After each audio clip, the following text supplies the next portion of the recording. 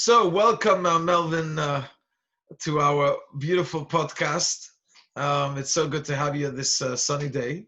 Tell us a little bit about yourself. How are you coping? How are you feeling in these days with the COVID-19?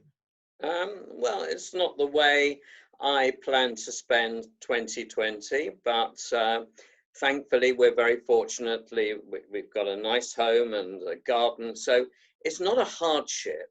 It's getting used to a new set of realities, and Yeah. everybody's in it in the same way. Although we have to acknowledge that if I was living with four young children on the 17th floor of a tower block, it would not be as pleasant as it is for us living in Northwood with a garden.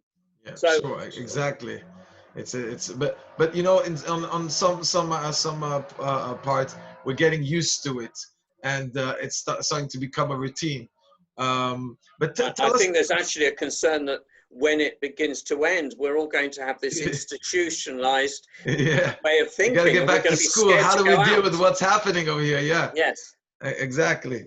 Okay, so tell us a little bit about yourself. When did you come to our community, and how many years have you been in Northwood community, and a little bit about maybe the Israel side of you. So I understand you just did Aliyah. Please tell us a little bit about that too. So we came to Northwood in 1986 from Pinner, and we were members of Pinner Synagogue when we came to Northwood. And at the time, there was no shul in Northwood, and we remained members of Pinner. And then gradually, more and more Jewish people moved into Northwood, and a community evolved. And we used to have, as I'm sure you know, services in the church in Halliwell Road.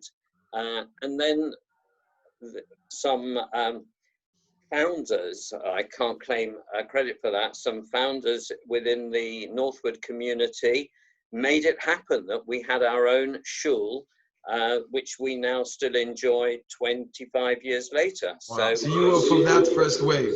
Absolutely. We were moved from Pinner to Northwood. Wow. I mean, very willingly, but we were moved over. As for Israel, I've always had, maybe it's my feeling as the son of a Holocaust survivor, this thing that we must have our own country as Jews. And I've always had this Zionist theme running through me. And as I became closer to retirement, I persuaded Sharman, that hopefully she didn't need that much persuasion, that we should go through the process, we should make Aliyah, we should hopefully gradually increase the amount of time we spend in Israel, understanding that we have two children, one in Israel, one here, and we have wonderful grandchildren here as well. So we're not going to leave our daughter and son-in-law and their children, but equally, my heart wants to be in Israel. So you made Aliyah, when was it you made Aliyah? We made Aliyah on the 18th of September last year. Wow. And Wow, we've been spending a great deal of time until we were back here in February, early March, and suddenly COVID came upon us. And you were supposed to have a wedding, I think, this week, if I'm correct. We were supposed to have a wedding this coming Thursday. This coming Thursday, wow. Yeah.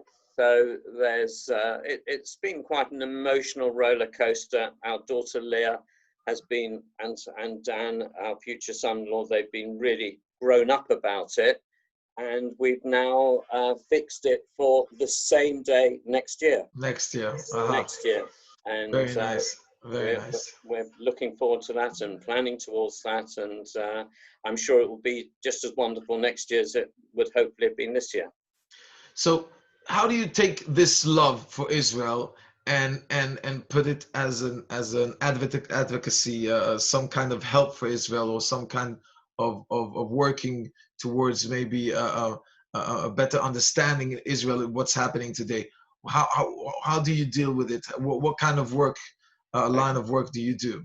All right, so I do, within the UK side, I'm a trustee of UJIA, which is, I would say, the leading Israel-focused charity in this country, the intention being to be a link between British Jewry and Israel.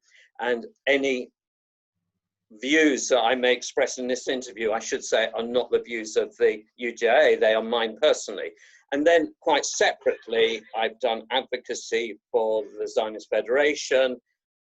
I'm peripherally involved with UK Lawyers for Israel that does some amazing work using law to fight Israel's position. And Israel's position needs to be looked after from many different aspects. So a lot of people, we have a lot of friends out of the Jewish community, but we also have a lot of people who mean us harm, and it's work that's not going away too fast. Wow. So give me an example of what kind of advocacy and what kind of clearance, if one might say, the population needs to know about Israel, the disinformation. What would you say is that you're targeting in the next few months that we need to promote, that Israel has to have a clear vision about their policies and to make sure that people understand clearly what Israel is doing? Well, I suppose the most imminent one, which I think is going to create a great deal of difficulty, shall I call it that way, is that we all know that the newly elected government of Israel has resolved to declare sovereignty or annex, you can use whichever terminology you want, certain parts of Judea and Samaria or the West Bank in the next, or they're going to declare it in the next month or so. Mm-hmm. And we all anticipate this will create consternation amongst the Jewish community here. Some people will think it's the right thing to do. Some people will be very against it. My concern is not to try and sell a personal view on it, but to try to promote a position where people argue the position from knowledge and not from knee-jerk political position. So as an example, I think, most of the people I know are highly educated, but a lot of them couldn't define the difference between areas A, B, and C. They don't necessarily know that the intended annexation, declaration of sovereignty is over parts of area C. And that's not even been decided yet. It's not been mapped, as they call it. So we know that it's going to be over the Israeli Jewish towns there. And then you can argue whether, are they settlements, are they towns? Language is really important. So I've been to some of these towns, and these are towns with 50, 70,000 people in them. They're not tented cities. They're not, the word settlement to me conjures up this idea of somebody going in the middle of the night and setting up a tent and 20 people sitting there. These are established cities. Massive cities, yeah. Massive cities. And whether you think that what the government's doing is right or wrong, I think there has to be a certain realization that Israel's not going anywhere from these cities.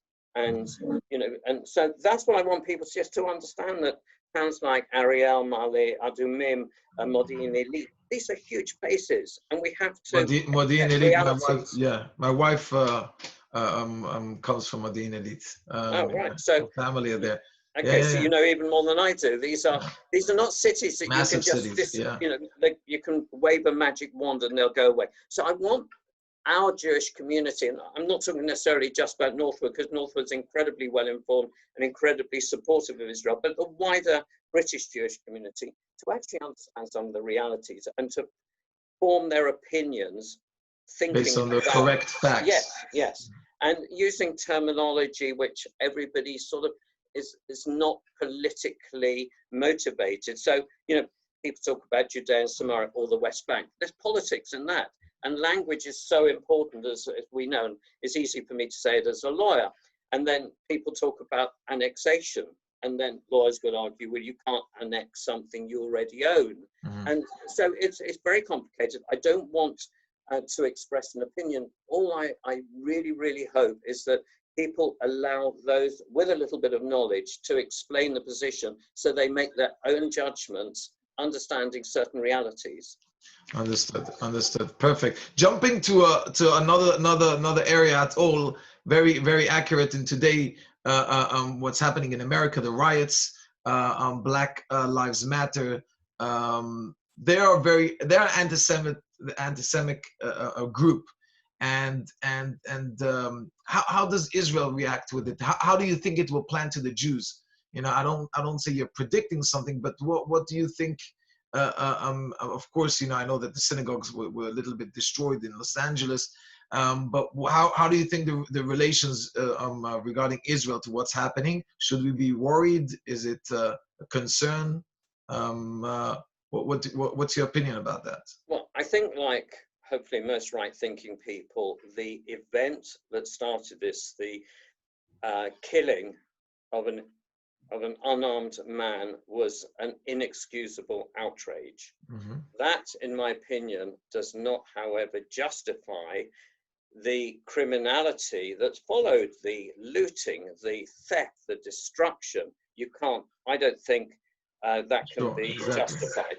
And then the mantra of Black Lives Matter has come in, and we know that they have a very unfortunate position insofar as Jews in Israel is concerned, which is a terrible shame, because Jews have experienced some of the discrimination, or continue to suffer from the same discrimination that Black people in America suffer from. So why there has to be this wedge driven between us, I don't know, I don't understand, but it's very unfortunate. And we always seem to be in the middle of every dispute. This has nothing to do with us, but somehow or other, we need to be very cautious. And obviously it comes back to my general view of the world, which is the only place Jews at the end of the day belong is in Israel. And I'm not saying that everybody we know and you and I know should be moving tomorrow, but if you look 100 years ahead, I personally believe that is where we belong. Beautiful. One last thing. What Jewish symbol or festival or food or anything brings a smile to your face? What is the first thing that comes to your mind that said, wow, this is what I love about Judaism? Well, I suppose in the last week I'd have to say cheesecake. Cheesecake it is. Very good. But I like my chopped liver and chicken soup Very good. on a Friday night, and obviously that's a very Ashkenazi position. If I was, but I think cheesecake is kind of a neutral. Everyone loves cheesecake, so yes, it's kind of neutral grounds. Thank you so much, Melvin. It was great to have you here, and hope you enjoy. And again, thank you to all the listeners, of course. But Bezat Hashem, we'll see you next time. All the best. Bye bye. Thank you, Rabbi.